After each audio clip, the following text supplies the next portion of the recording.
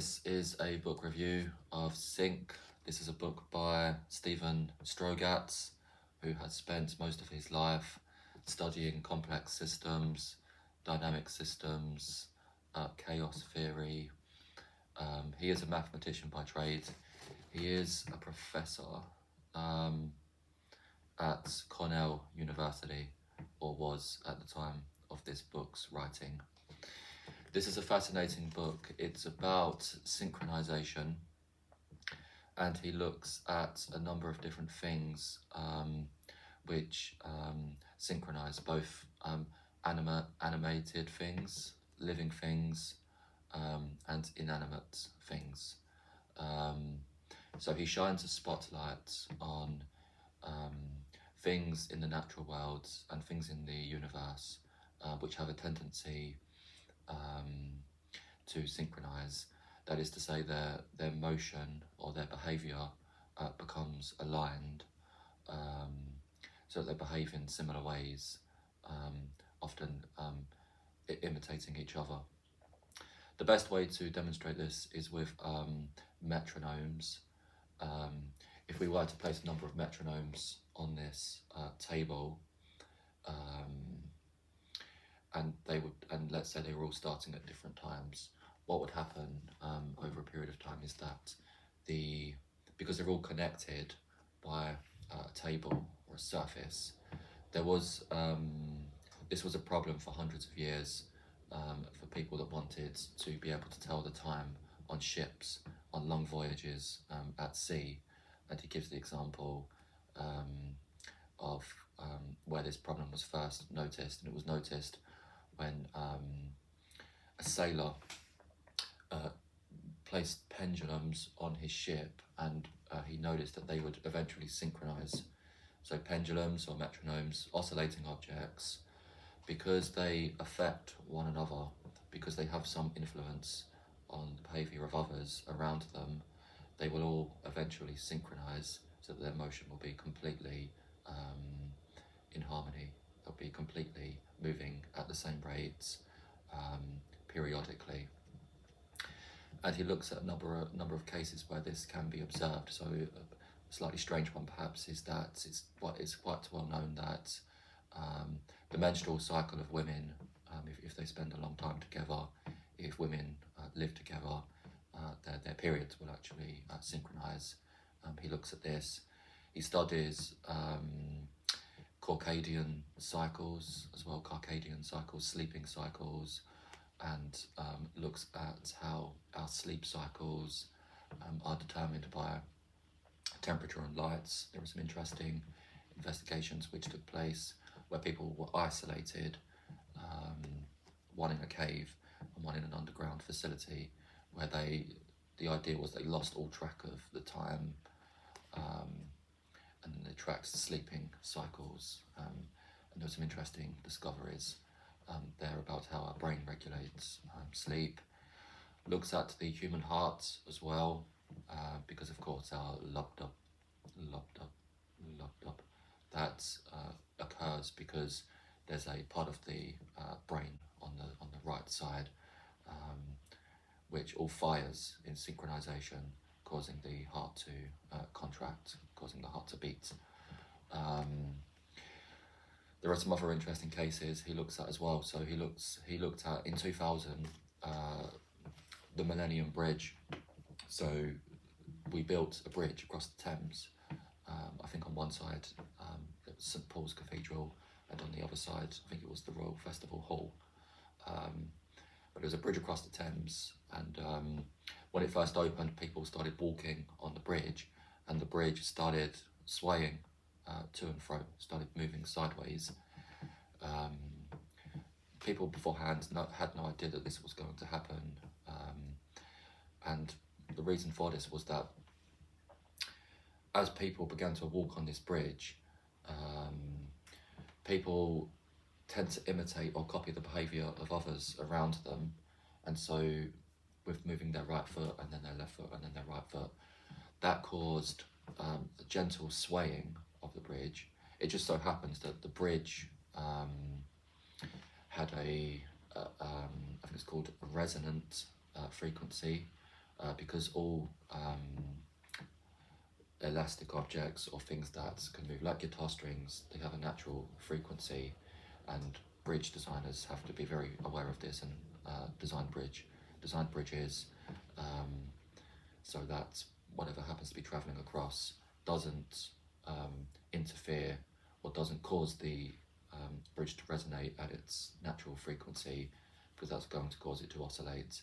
In fact, there's another story of in the mid 19th century, soldiers marching across a bridge in northern England, because they were all marching in step, that caused, due to synchronisation, resonating with the natural frequency of the bridge, positively reinforcing the oscillations, caused the bridge to collapse. A number of people were seriously injured. So now it's common if an army is marching across a bridge, they have to break up. You have to stop that constant synchronisation occurring, because it can have dramatic effects on a bridge in this particular case.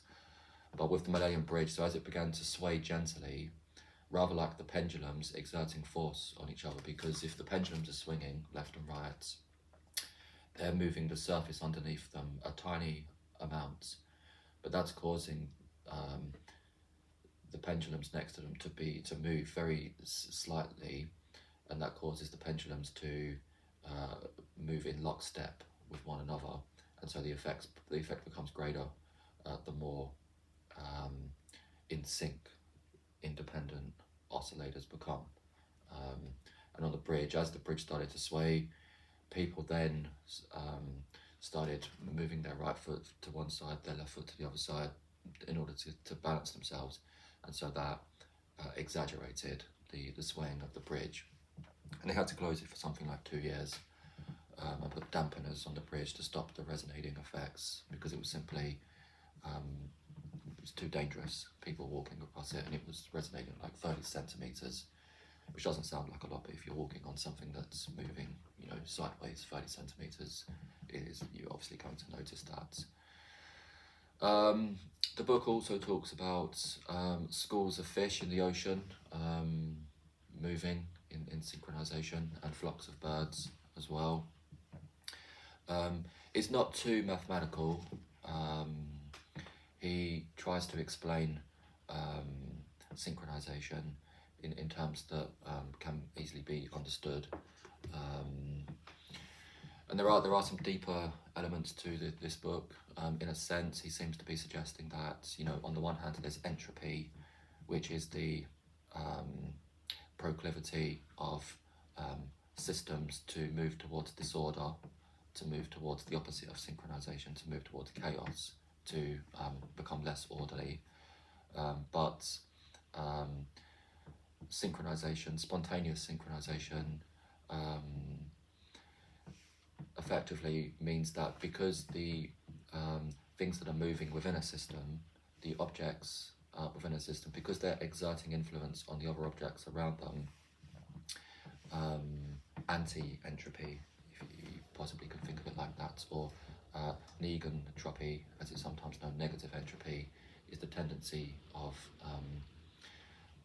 objects to align and processes to align. And I've given some examples of what he goes into in the book. Many more are included.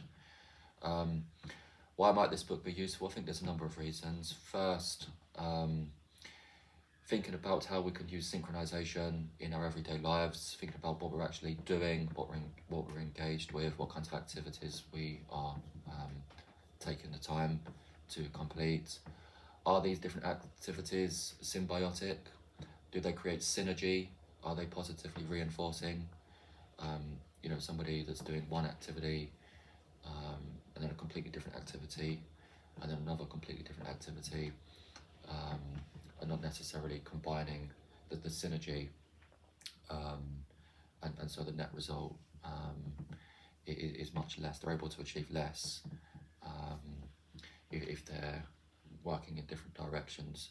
So thinking about synchronisation and arranging one's lifestyle so that one can be efficient and ensure that all of the little tasks that we're doing and the bigger picture is in harmony, and can be useful. The same goes for relationships as well. People that, the common expression on a different wavelength. This often means when two people, they have a disagreement about something, they look at the world in a different way. There's a lot of energy, there's dissonance, there's negative clashing. But when you're around people that are sharing the goals that you have, sharing your vision, and work in a similar way, and you're working in a compatible, symbiotic way, you're in sync, as it were. And so there's another implication there. I think there's another useful aspect of this book, and that is for anyone in a leadership position, because somebody who's in charge of a company, an organisation, political leaders, what they really need to think about is how they can coordinate many different moving parts to take advantage of synergy, and of how things can combine so that the whole is larger, is greater, is more than the sum of the individual parts. And this is the real skill, the real magic of a leader, is that they're able to handle and manage and shape an organisation with many different interests, many different parts, many different goals, in such a way as to avoid the conflict and the chaos, but to sort of coordinate them so that there's a steady flow of positive outcomes from people that are working together in a mutually beneficial way. And so the concept is quite profound. It has many different implications. The main reason why I bought the book was because trying to understand the nature of reality and the strangeness of reality, and how things can spontaneously emerge and how order can come about. And so, trying to improve one's understanding of the world, to be able to look at a phenomenon and see where it's going, seeing where the energy, seeing where the momentum is propelling an object, and how different objects can interact with one another. Where's the energy, where's the momentum, are they positively reinforcing one another? All of these ideas are explored in the book. There's lots of videos you can watch on YouTube as well, which give graphic illustrations of spontaneous synchronisation. Fireflies, the front cover of this book, is all about fireflies. And the male fireflies, they flash their lights in Southeast Asia. Not completely, but often in unison, possibly for miles. So it's quite well known that people that travel to Southeast Asia, they've observed the flashing across, a long river of fireflies, and sometimes waves, because an individual firefly fires his, he shines his light, and then the ones nearby shine their light, the ones nearby shine their light, and over, many hours, the whole thing becomes a highly synchronized act. They do this to attract females, and so there's still some dispute as to the biological advantages of flashing in sync. In the book, Stephen Strogatz has suggested that flashing in sync is useful because it stops. If one was flashing by himself, he might be more targetable, more vulnerable to a predator, because he's identifiable against the crowd as being sort of the odd one out, and so that's a possible reason put forward as to why, over time, fireflies have evolved to coordinate and synchronise their flashing. It's a fascinating book. It covers much ground, goes off on many tangents, and the author shares some personal anecdotes as well. So it is an enjoyable read. It's called Sync, and you can go and check it out on Amazon. Thank you very much.